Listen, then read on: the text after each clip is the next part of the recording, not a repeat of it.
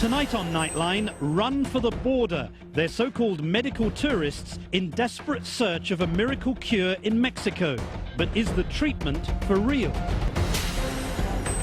From the global resources of ABC News, with Terry Moran in Washington, Martin Bashir and Cynthia McFadden in New York City, this is Nightline, February 6th, 2007. Good evening. The United States can claim to offer the best medical care in the world to those who can afford it. But that hasn't stopped some Americans from seeking alternative cures all over the world, even when the outcome is far from certain. Nightline's John Donvan reports from Mexico. It's just after sunrise in the small Mexican border town of Los Algodones, and already on the edge of town, the Americans are lining up. A group of mostly older and, in various ways, sick Americans who want to be there when the door finally opens at 8 o'clock to get a good spot on the day's waiting list. Put both of our names in the same one? No. They are there to get rid of it, whatever it is that ails them. Lung problems and cancer and MS and grinding pain, relentless grinding pain. Because only here, they believe, in the clinic run by a man that most know only as Dr. Díaz, can they get what they say they can't get back home. What will you today?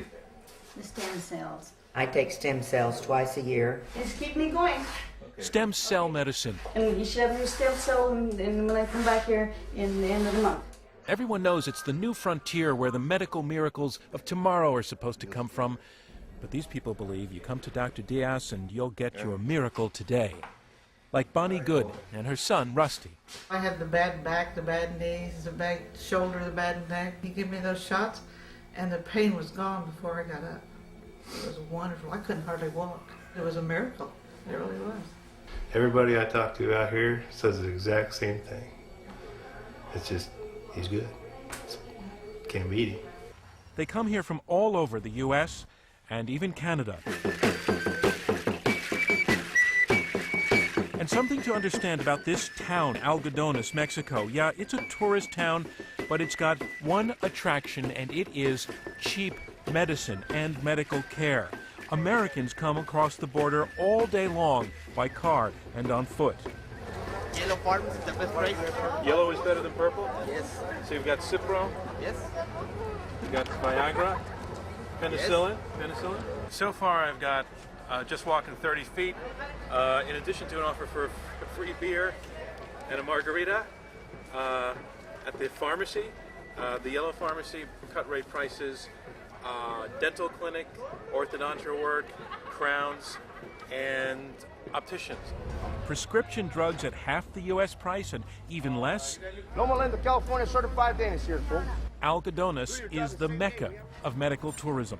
The sound's going here. But then there is Dr. Díaz, full name Jose Díaz Barboza, originally a surgeon trained in Mexico and Cuba, and of course he knew that we had come there wondering whether he is a con man or a kook.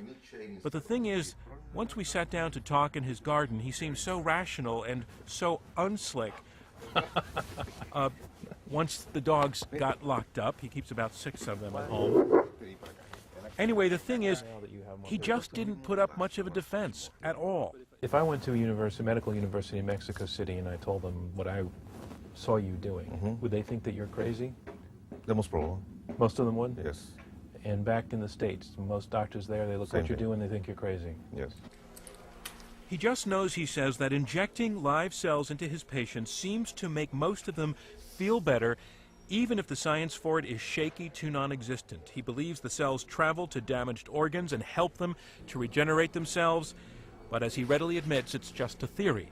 But are you doing research on your patients? Yes. I mean, are you experimenting on your Yes. patients? Yes. Is that ethical? We got up at 3 o'clock this morning. But you want to see someone really defend Dr. Díaz, Phyllis Pickrell, in the waiting room. You're talking about 12 hours waiting to get in here. About 14 hours 14. now. Is it worth it? You bet it is. Every minute of it. It's her lungs. They are damaged and get blocked up. But I was on oxygen for 8 years before I came to Dr. Díaz. For 8 years? For 8 years, and within 15 to 20 minutes after I took my first stem cells, I was able to breathe, and I walked out of here without my oxygen. I carried the oxygen. She's been coming to Dr. Díaz for several years. When she came, she was really almost dying. Okay? She was really in bad conditions. And everyone was scared, even the other patients. Today, Phyllis was here for a booster shot. You always fix me up, Phil. I do my best. Yes, you do. You do good. But a couple of things came to mind as we watched this. First of all, word may be out that Díaz is shooting people up with human stem cells, itself not scientifically proven safe or effective. But in fact, most of his patients are not getting the human stem cells that he gives only to the most dire cases. Most patients get sheep cells, live sheep cells. There is a mistake. It's not the right name. This is live cell therapy. Again, no argument from Díaz about this. He just thinks some patients are a little confused by all the news about stem cell research. When they read the newspaper, they see the TV programs, or they go, cells, oh, it should be stem cells. So they all think it's stem cells, yeah, when and it's not? No, it's not a stem cell. Do you ever tell them it's not? Yes, always. Indeed, Phyllis herself seemed to understand that what was going into her body was not human. I have never gotten humans. You're getting lambs. I'm getting lambs. Does it seem strange to be putting lambs? Does it seem strange to you that your body is taking in stem cells from lambs? In the beginning, it felt very strange to think that they were going to put a lamb in my body. But since then, I never give it a thought. I just know that it works, and I'm perfectly willing to let him do it. Maybe, though doctors we spoke with later predicted the immune system would simply attack animal cells and destroy them, making them pointless. Those doctors had some concern that animal cells could actually be harmful. Then the checkbook came out. $908 for Phyllis's course of treatment, none of it reimbursable by insurance, she told us. Yet again, Díaz yields the point. Phyllis, who came down, she wrote you a check, I think, for $908. How much of that do you get to keep? Where's your profit? From that money, like $150. That, says Díaz, is after the cost of paying staff and paying for the actual cells. So not unbelievable money for a doctor, especially given that he spent at least 45 minutes with every patient, listening to their problems, something he says doctors today should do more of. They don't interact with the patient. Gradually, it's more and more, cold, the relationship between the patient and the doctor. And maybe that's it. Maybe that's why patients like this, who told me she could barely walk before Dr. Díaz's treatment let her dance across the waiting room floor, maybe it is all psychological.